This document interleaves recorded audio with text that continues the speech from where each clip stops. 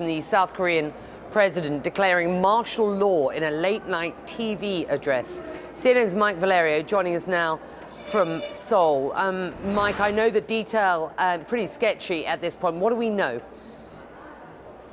Well, we have disturbing details that are just crossing the Reuters wire, Becky, as our colleagues and team of journalists are sorting through what this means. Reuters reporting at this hour that all media in South Korea are coming under the control of martial law command in South Korea. What that means for us here at CNN, unclear. Our bureau's broadcasting from the heart of Seoul, South Korea. But protesters, according to information that is just coming into our bureau here, are being told by law enforcement that they can be arrested without any warrant in this new chapter of martial law that has begun just about an hour and a half ago. So to bring our viewers up to speed, what exactly we're dealing with here, the president of South Korea, Yoon Suk-yeol, comes on TV in an unannounced address to the nation and says, Becky, because of what he described as elements of government that are, from his view, sympathetic to North Korea, to communist forces, because of those things and others, he is declaring martial law for the first time since this country has been ruled by military dictatorship in the 1980s.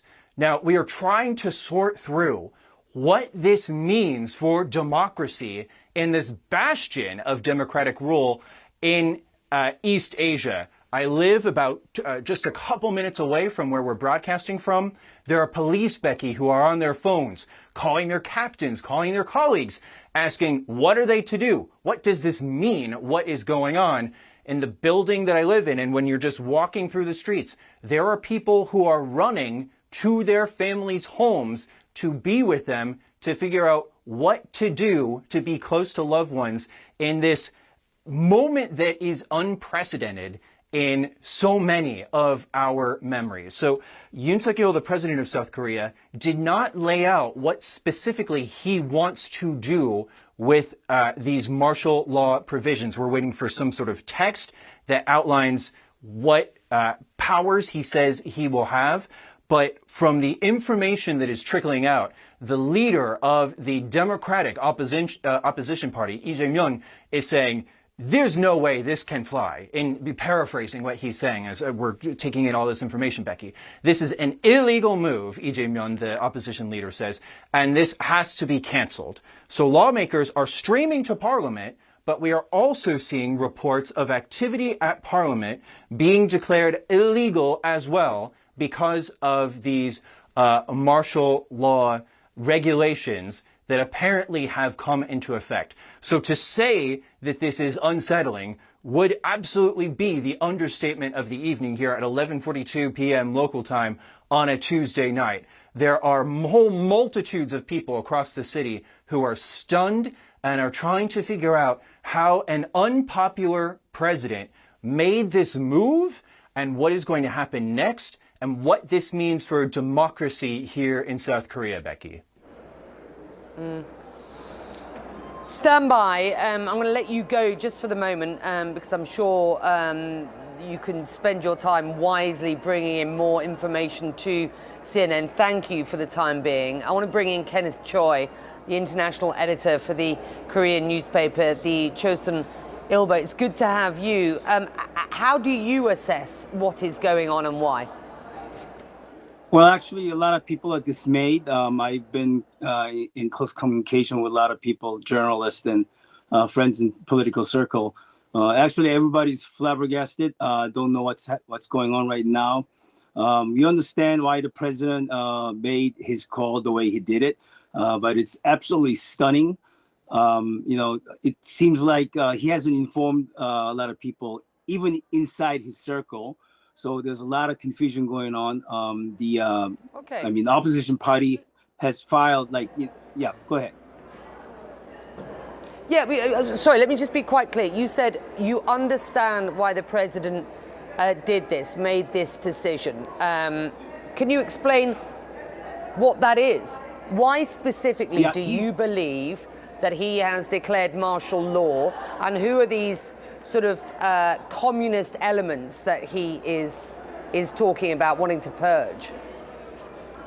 Well, he is frustrated because the opposition party, which controls about like almost 2/3 in the parliament, has impeached like 18 of his cabinet ministers level, impeached the prosecutor general, so they are impeaching everybody, and then the opposition party cut down like almost $4 billion in the budget, government budget. So he believed that the opposition party is trying to shut his government down. And he believed that or the leftist element from the North Korean agents or whatever has penetrated into this movement, and they are sort of inciting all these instability. I'm not sure whether this is deemed necessary to have a martial law. That's a secondary question, but when I said I understand why he did it, because he's frustrated. I'm not sure whether that's justified, because even the president of the ruling party said he would try to stop this. So right now there's a lot of confusion going on. The martial law committee chair, I guess whoever it is, has declared that no political activity is allowed from now on. So I think, as you said, the very essence of our democracy is probably come to a halt. I don't know whether it's a price we should pay. So a lot of people right now, it's middle of the midnight, so people are confused, still watching what's being sort of played out. And actually, there's a lot of legal aspects into this that needs to be taken care of. First, the president declared martial law, but the parliament can override this. And if the parliament requests, with a simple majority request to, put the martial law back into the cabinet, then he has to follow through. But the question is, will he, or does he bind to follow through, or does he just continue to declare martial law? It still remains to be seen. So a lot of people are very, very confused at this time of hour. You say a lot of people are confused. It is obviously very late at night. This announcement was made on live television at 10:30 at night. Can you explain why you believe that the president might have made this decision to go live with this so late in the evening? Why not wait until tomorrow? I mean, is there any understanding as to whether he thought, leaving this until the morning would have been a risk? I have no idea, to tell you the truth. I don't know why he chose this time of the day to declare martial law.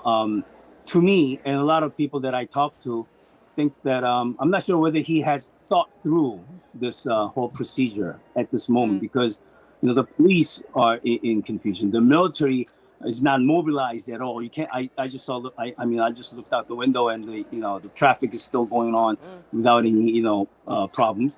So and then the martial law committee just declared that no political association is allowed.